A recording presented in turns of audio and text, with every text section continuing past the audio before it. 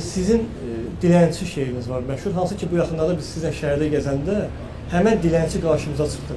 Qısa qalmış biri var idi, bilmirəm. Dediniz ki, bu dilənçi, bu o personajlardan biri budur. Budur. O şeiri deyə bilərik, Yasin xan. Məmnuniyyətlə. Dilənçi şeiri Əl-Səmid Kürün qirayətində. Bütün dilənçiləri tanıyıram şəhərdə. Sən ki dilənçi deyilsən, anam bacım. Səni bugünə salam var. Utana əl açmısan, gözlərin yaşarıb sənin. Uşaq kimi dil açmısan, əllərin qısalıb sənin. Bəxtinə yolçuluq düşən anam bacım, üzünü gizlətməklə cibimdə sonuncu qəpiyim qalıb ağlaya-ağlaya verirəm sənə, sən Allah, özünü ağlatma belə. Dərddən xəbərsizlər, kefdə damaqda, yanından maşınla şütüyüb keçir.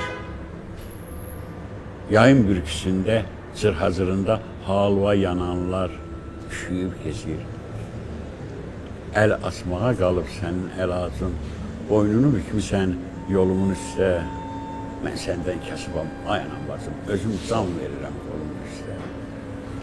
Bütün kənd dilənçi, şəhər dilənçi, nəzir qutusudur, nazir qapısı, üzlərdə gözlərdə nə həya, abır, nə Allah qorxusu, bəndə qorxusu.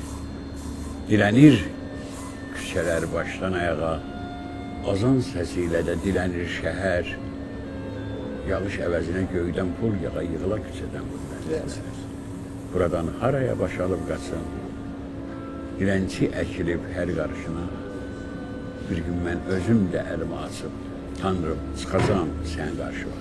Bu 85-ci il sentyabrın en dövrdə yazılan şeydir. Və hələ o dilənçilər şəhərdədir. Hə,